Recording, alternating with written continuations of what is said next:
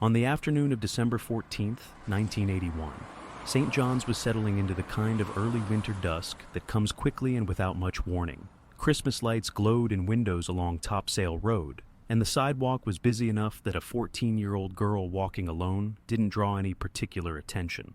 That girl was Dana Bradley, and she was carrying a neatly wrapped birthday present for a friend she planned to visit after school.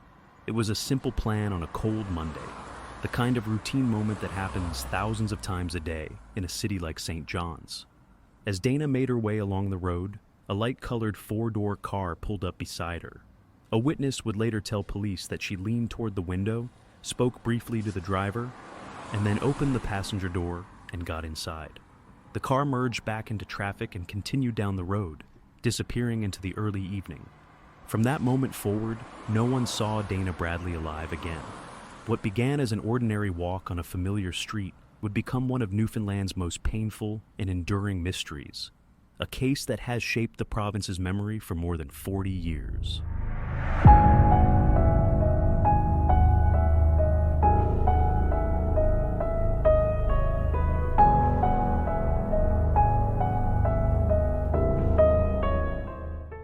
When Dana didn't come home that night, her family reacted the way most families in a tight community do. They assumed there had been a delay, then a misunderstanding, and then, as the hours stretched longer than they should, they felt something heavier settle in. Dana was responsible and dependable. She was not the kind of teenager who changed plans without telling anyone, and she wasn't in the habit of simply wandering off. Her absence felt wrong almost immediately. Her parents began with the most logical questions. They called the friend whose birthday party Dana had been on her way to. She had never arrived. They checked with neighbors, with relatives, and with the family of another friend who lived along her route. No one had seen her after she left Topsail Road. With each phone call, the hope that she had stopped in somewhere warm and well-lit grew slimmer. Later that night, the Royal Newfoundland Constabulary was notified, and officers took the report seriously from the start. A child missing in the daylight hours was not something they could afford to treat casually. When the first responding officers spoke with the family, they heard a clear and consistent timeline. There were no conflicts in the accounts, no suggestion of a disagreement at home, and nothing in Dana's recent behavior that hinted at a desire to run away. Everything pointed in one direction. Something had interrupted her walk in a way she couldn't control.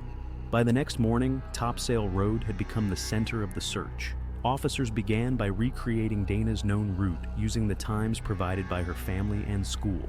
They flagged down commuters who drove the road daily. They visited businesses with clear sightlines to the street.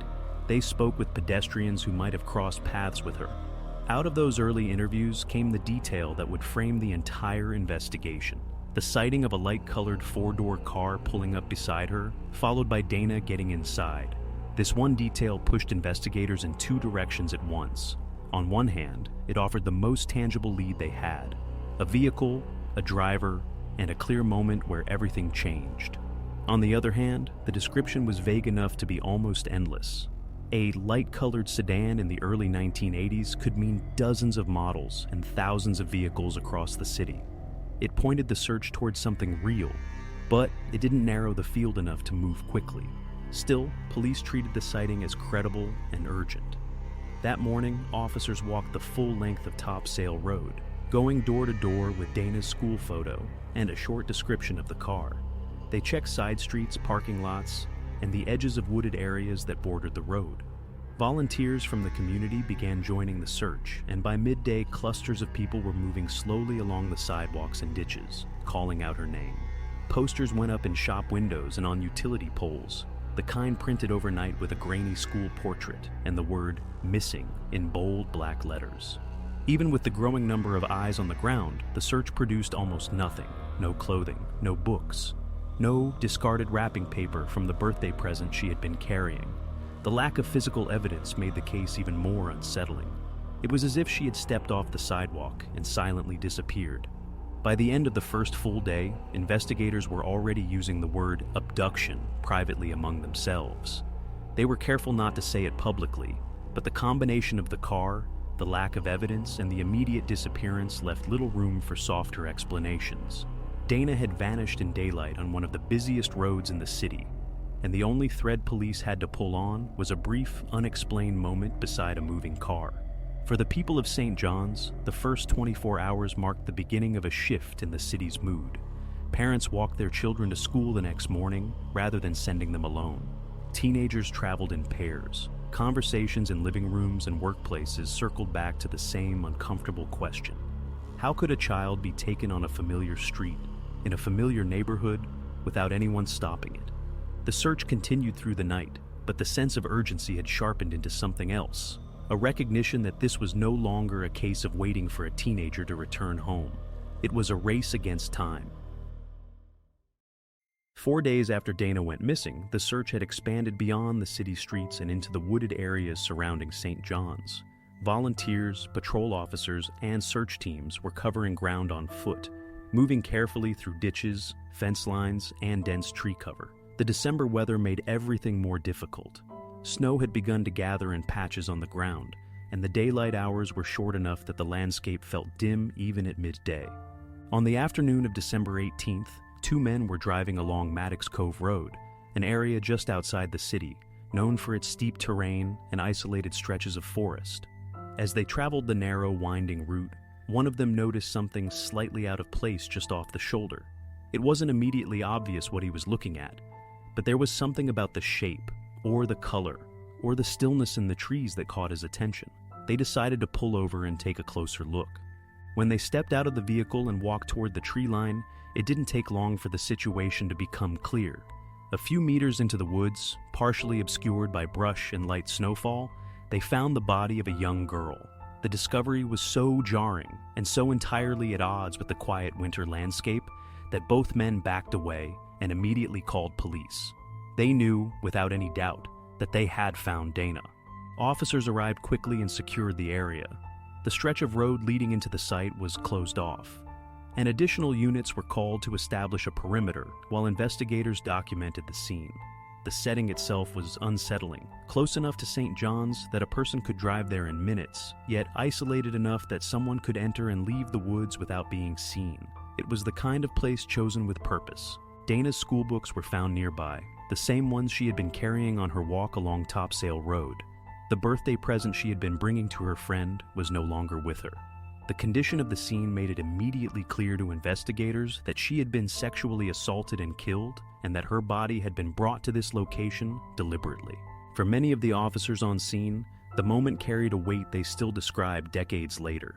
Cases involving children leave a mark, and this one unfolded in a community where violent crime was rare, and crimes against children even more so. The search that had begun with hope had now moved into a different phase, one defined by grief, urgency, and the realization that a predator had operated freely in their city. As news of the discovery spread through St. John's, the mood shifted dramatically. The posters, the searches, the conversations at kitchen tables, all of it now carried a tragic finality. Parents walked their children to school the next morning with a different sense of caution. Neighbors checked on one another. People spoke of Dana the way a city speaks when it loses one of its own. Even those who had never met her felt the shock of what had happened. In a matter of days, the case had gone from a missing person search to a homicide investigation that would define a generation. In the days following the discovery of Dana's body, the investigation expanded at a pace rarely seen in Newfoundland at the time. The Royal Newfoundland Constabulary, now dealing with a confirmed homicide, redirected significant resources toward the case. Detectives worked in rotating shifts. Crime scene analysts sifted through what little physical evidence could be collected in 1981, and officers across the province received instructions to watch for any vehicle or individual matching the limited description provided by the witness on Topsail Road. The car quickly became the centerpiece of the investigation. Although the witness account was incomplete, it was one of the only concrete leads detectives had. The RCMP and RNC circulated the description, a light-colored 4-door sedan from the 1970s, to repair shops, dealerships, taxi companies, rental agencies, and scrapyards. They asked mechanics to report any vehicle showing sudden repairs to its interior, passenger door, or upholstery. Notices were broadcast on local radio, and newspaper ads appealed directly to the public for information. The response was overwhelming. Hundreds of calls came in from people who believed they had seen similar cars, or who thought they recognized someone acting strangely around the time of Dana's disappearance. Some tips were hopeful, others were little more than speculation. Investigators followed up on every one of them, a process that consumed weeks of work and took officers across the Avalon Peninsula. In addition to the vehicle search, detectives began constructing a detailed profile of Dana's final hours. They retraced her route repeatedly, checking for any overlooked vantage points or witnesses. They reviewed the weather, traffic patterns, and the timing of nearby bus routes. They even examined the slight variations in sunset times to better understand the exact conditions on Topsail Road when she disappeared. The goal was simple: to identify anyone who could have approached her without drawing immediate suspicion. Interviews continued at a relentless pace. Friends, teachers, relatives, and neighbors were questioned in depth. Officers returned to the same people more than once, clarifying small details or revisiting points that didn't quite fit. While none of these conversations revealed a clear suspect, they helped investigators firm up the timeline to the minute, giving them confidence in what they were looking for and what they weren't. The discovery site added another layer of complexity. Maddox Cove Road was remote, but not completely isolated. It was a place locals drove for scenery, for work, or simply out of routine. That meant the killer either knew the area well or had deliberately chosen it for its seclusion. Detectives leaned toward the first possibility. Someone unfamiliar with the terrain might not have known how quickly the road dipped into darkness, or how easy it was to pull over without being noticed. Even as the investigation grew, the lack of immediate breakthroughs began to weigh heavily on the team. Every day that passed without progress felt like a step backward. The pressure intensified when national media began covering the case, framing it as a rare and deeply unsettling crime in a province not associated with violence against children. To keep momentum, police widened the search radius and began checking similar vehicles outside St. John's, moving into Mount Pearl, Paradise, and further along the Trans-Canada Highway. They interviewed men known to police for past sexual offenses, combed through criminal records, and re-examined ongoing investigations for any hint of a connection. Despite the exhaustive effort, no single suspect emerged with the right mix of opportunity, behavior, or access. By early January, investigators had interviewed more than 1,000 people, inspected hundreds of cars, and chased down every significant lead. Yet, the case remained stubbornly opaque. There were no eyewitnesses beyond the brief sighting on Topsail Road. No forensic evidence strong enough to point to a single individual. No confession, no matching vehicle. No obvious suspect with a history that aligned with the crime. What the police had instead was a haunting realization. Whoever killed Dana Bradley had moved with a level of calm, control, and confidence that made the investigation far more challenging than anyone expected. It was as if the perpetrator had appeared suddenly on a busy street, committed an unthinkable act, and then vanished without leaving a clear trace behind. This early phase of the investigation set the tone for everything that followed, a case marked by determination, frustration, and an unrelenting search for answers that would stretch across decades. As the investigation moved into its second year, the case remained as active as ever, but the lack of progress weighed heavily on both the police and the community. Tips continued to arrive, though fewer than before, and most led nowhere. Officers still followed each one, but the momentum that had defined the early weeks of the case had begun to fade.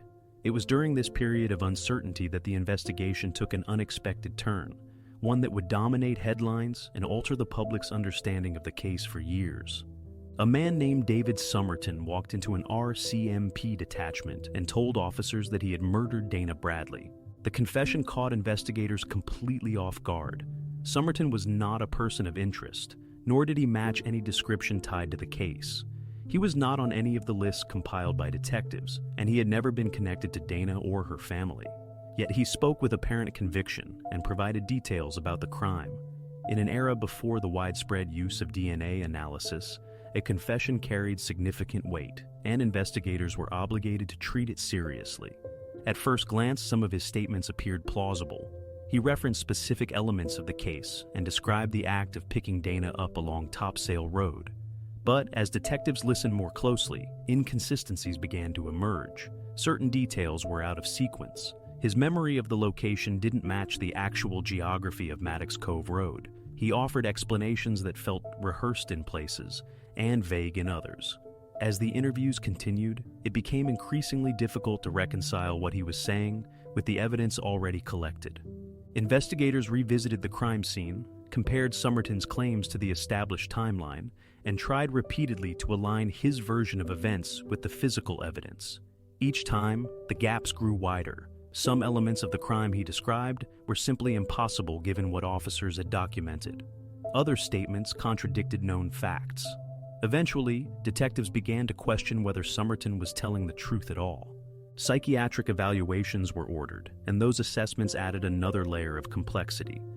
They suggested that Somerton might have been struggling with mental health issues that influenced his desire to confess to a crime he hadn't committed. Motivations for false confessions can vary: guilt, attention, confusion, or a need for punishment. And the evaluations pointed toward at least one of those possibilities. By the time investigators completed their review, the conclusion was unavoidable. The confession did not match the evidence. Charges that had initially been filed against Somerton were withdrawn, and police announced publicly that he was no longer considered a suspect. The public reaction was immediate and deeply emotional. Many people who had followed the case closely believed, even briefly, that the mystery had been solved. The reversal felt like a devastating setback. For Dana's family, it meant returning to a state of uncertainty after a moment of hope. For the community, it reinforced the unsettling truth that the real killer was still out there. The false confession had another consequence as well. It complicated an already fragile investigation.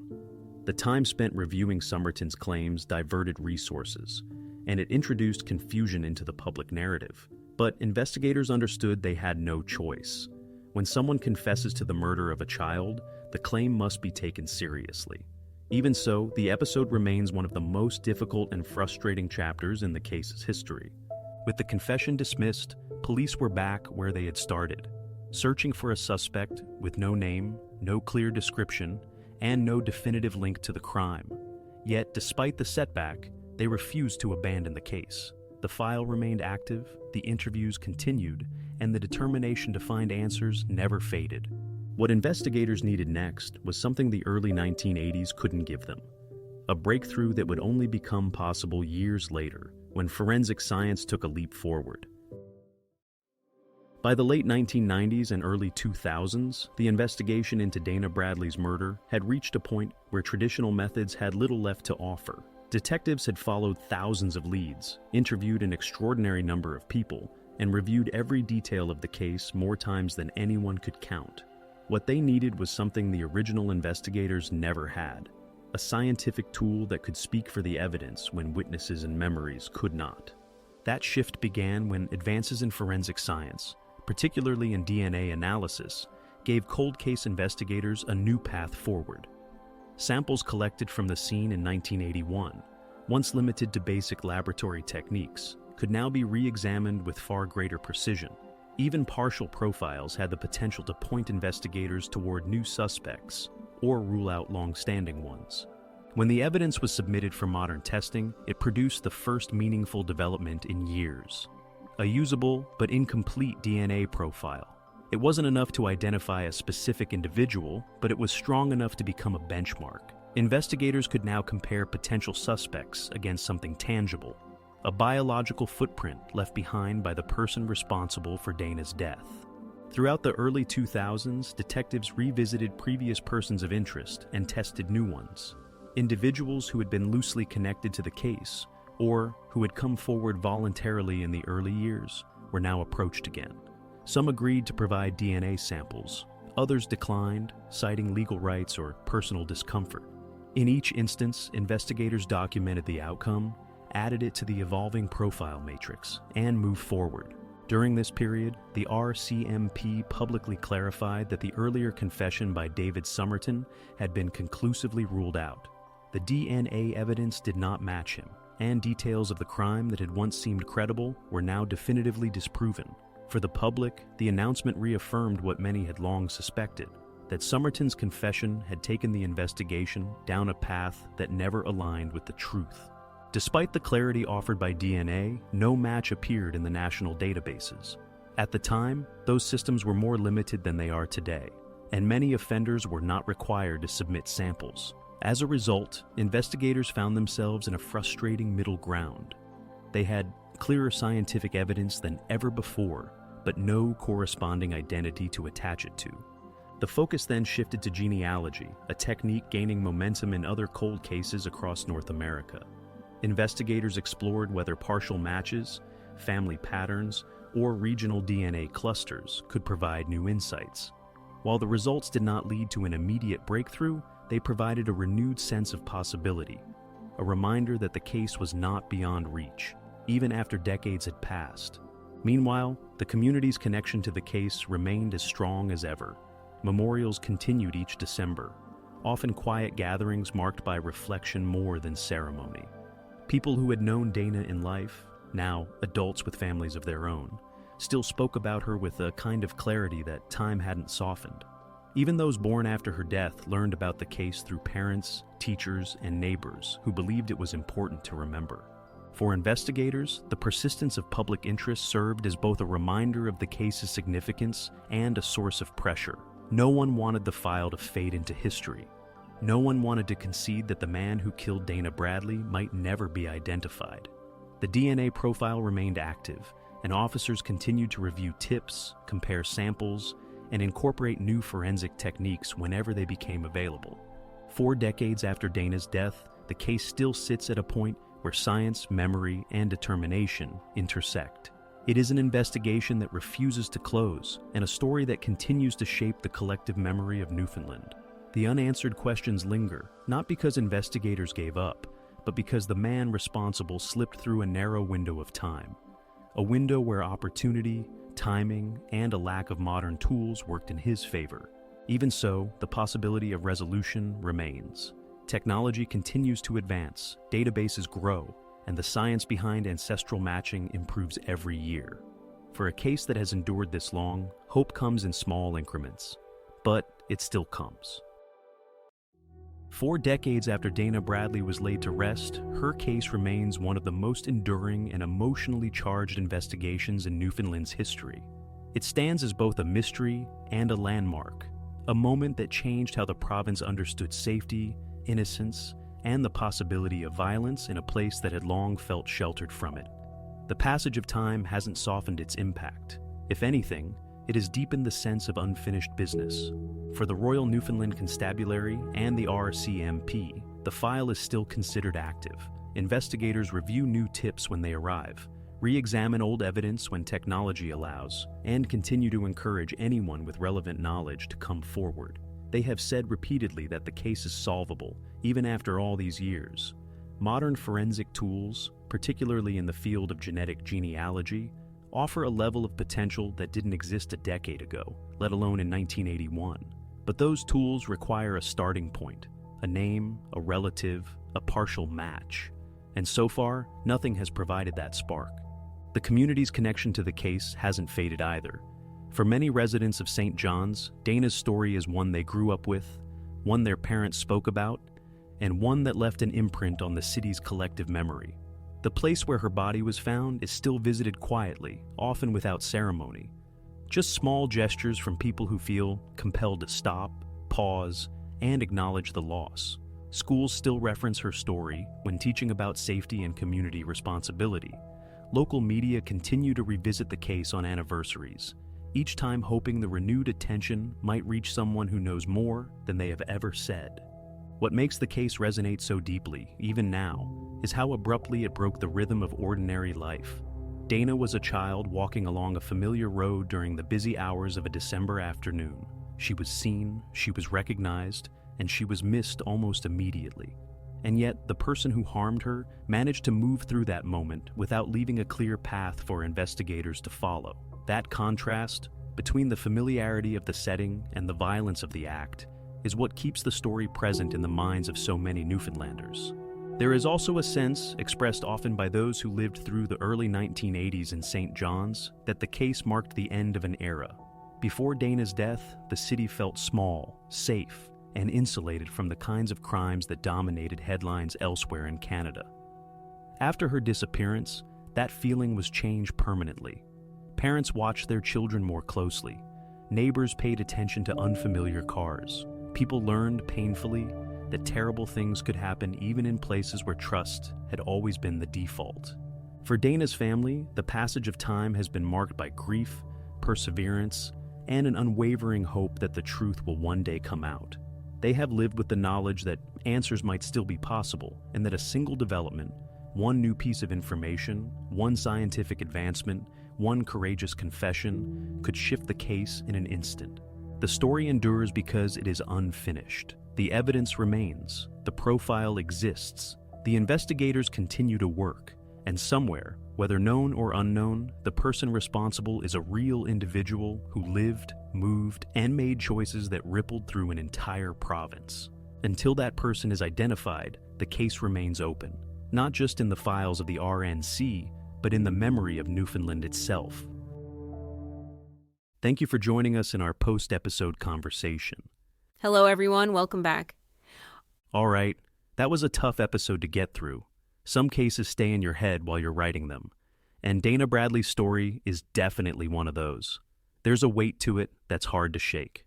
There really is, and I think it's because this case is woven into Newfoundland's history in a way few others are. You can talk to people who were kids at the time or parents or teachers, and everyone can tell you where they were when they first heard she was missing. It became part of the province's collective memory almost immediately. It reminds me of the way people spoke after we covered the disappearance of Nicole Moran in episode 2. That same sense that something changed in the way families thought about safety and independence. Dana's case had that effect in Newfoundland. Nicole's did the same thing in Ontario. And the Jack family case we covered in British Columbia, it had the same kind of long, lingering presence. These aren't just crime stories. They're stories that shape how whole communities see themselves.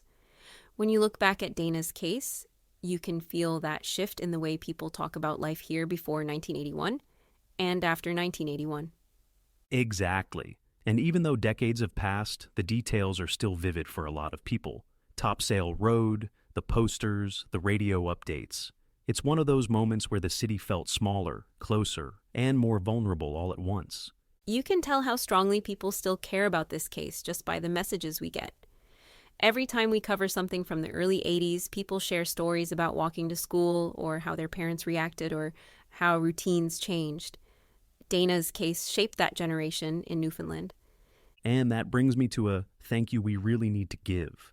This episode only exists because one of our listeners reached out on YouTube and asked us to cover Dana's story. They explained why it mattered to them, and it was clear how much thought went into that comment. We really appreciated that nudge. We did.